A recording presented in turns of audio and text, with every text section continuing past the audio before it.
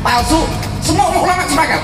Tapi sekali lagi, tapi kenapa para oknum-oknum ulama yang membela Ba'alwi untuk titipan Nabi yang ketiga yaitu Ahlul Bait, kenapa mereka ogah untuk memverifikasi?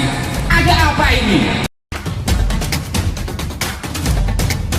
Apa mataharinya cerah karena ini warisan budaya kita dalam rangka national and character building, kata Pak Karno, untuk membangun karakter bangsa.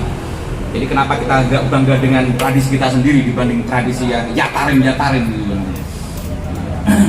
Jadi jangan sampai nanti kita ngikuti tradisi mereka secara nggak langsung kita terdoktrin ikut aliran transnasional seperti HTI yang sudah dibubarkan ini. Apakah Ba'alwi ada ke sana? Nanti kita kupas. Oke, makasih Gus Rofiq Mukhlis, makasih juga Romo Kiai Munawir Al-Qasimi, makasih juga Romo Kiai Yusuf dan sahabat-sahabat Banser di sekitar kita dan tentunya para awam media sebagai corong terdepan, sebagai pembawa pesan ya, yang memang diharuskan tuh lurus membawa pesan moral untuk umat. Karena ini adalah penderitaan yang dialami oleh negara bangsa kita yaitu NKRI yang kita cintai. Oke. Jadi awal ini semua sudah dinubuatkan Nabi Muhammad, sudah dikasih bocoran oleh Nabi Muhammad adanya fitnah sarroh, yaitu akan datang seorang laki-laki atau suatu kaum yang mengaku-ngaku sebagai keturunan Nabi Ahlul Bait, tapi oleh Nabi dijat sebagai kotoran Ahlul Bait. Kenapa nanti kita underline, kita baris bawahi kotoran Ahlul Bait? Dalam hadis yang lain dikatakan Hasan dan Husain sebagai cucu Nabi itu wangi, ya. Macan itu akan melahirkan macan, nggak mungkin macan lahir kecoa. Sifatnya api itu panas, ya, sifatnya api itu panas, nggak mungkin sifatnya api itu dingin kan gitu. Sifatnya api itu panas, nggak mungkin sifatnya api dingin. Sifatnya berbagai buah-buah juga beda-beda. Serigala nggak mungkin sama dengan macan. Ini dari ilmu sederhana aja. Begitu juga budaya kita keris. Keris dulu itu nenek moyang kita itu bisa mengetahui ini keris buatan tahun berapa sebelum ada DNA sekarang seperti ini ya.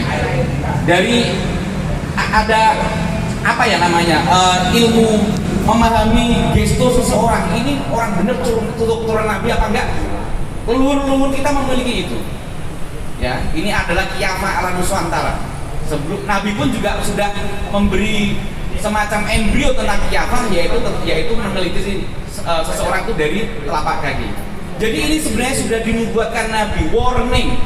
Tapi oleh ulama-ulama kita dulu karena keterbatasan informasi dan penjajahan Belanda ratusan tahun, dan mereka juga didatangkan oleh Belanda sebagian besar, ya, maka akhirnya mereka kiai-kiai ini husnudon, masih berprasangka baik karena bukti-bukti yang lain belum terbongkar. Sementara sekarang para oknum Ba'alwi dan muhibbinnya, mereka mengklaim ikuti kiai-kiai terdahulu.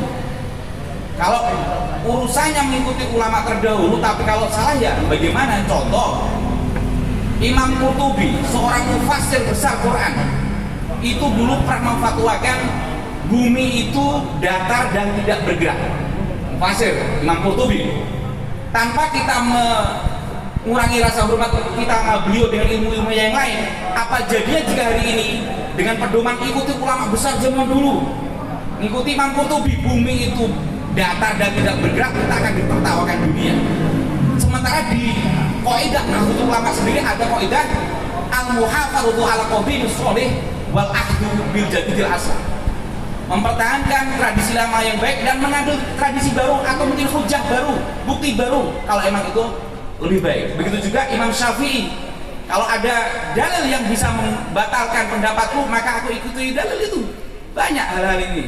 Nah, inilah kenapa kita kelompok pecinta Wali Songo dan NKRI, kita berusaha untuk menjadi kelompok yang oleh Allah di Quran diabadikan kelompok ulul albab, yang meneliti segala sesuatu dalam keadaan berbaring, duduk, berdiri, menggunakan mata, telinga, hati kita untuk meneliti segala sesuatu. Jangan seperti kelompok sebelah yang saya bahasakan berbahasa Quran itu ulaika kal an'ami bal hum adall. Sesungguhnya mereka itu seperti binatang ternak, bahkan lebih sesat. Karena apa? Tidak menggunakan mata, telinga, hati untuk meneliti, untuk memverifikasi. Mereka itulah ngisi neraka jahanam oleh Allah dikatakan.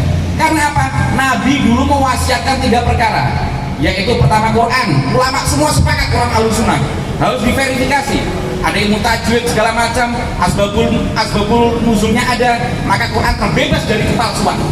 Begitupun hadis. Nabi wasiat kedua yaitu sunnah Nabi atau hadis, ada ilmu takhrij hadis untuk meneliti hadis itu asli, hadis itu sahih, maudhu, hasan, palsu, semua ulama sepakat. Tapi sekali lagi, tapi kenapa para oknum ulama yang membela Ba'alwi untuk titipan Nabi yang ketiga yaitu Ahlul Bait, kenapa mereka ogah untuk memverifikasi? Ada apa ini? Inilah yang akhirnya terjadi. Akhirnya orang bisa menyusupkan nasab-nasab palsunya yang belum terkonfirmasi, akhirnya menjadi sebuah sihir yang luar biasa. Karena orang-orang awam terkecoh, luluh kakinya, luluh lututnya jika mendengar cucu Nabi, khawatir tidak dapat syafaat ini dan itu. Inilah yang menjadikan sebuah fitnah sarok yang bagian dari fitnah, ya, tahapan fitnah menjelang fitnah Dajjal, ya. Maka Aliansi Pencinta Ulama Nusantara, ya, kita memiliki pedoman, mengikuti pedoman leluhur kita dulu ada, yaitu namanya Pakubuwono keempat. Beliau pernah mengatakan untuk hati-hati, ini pernah diwanti-wanti oleh Pakubuwono keempat, ini harus dikampanyekan. Jawa Digawa alias kita sebagai bangsa Nusantara, karena ulama dulu mengatakan seluruh Indonesia ini adalah Jawi, ya, ini.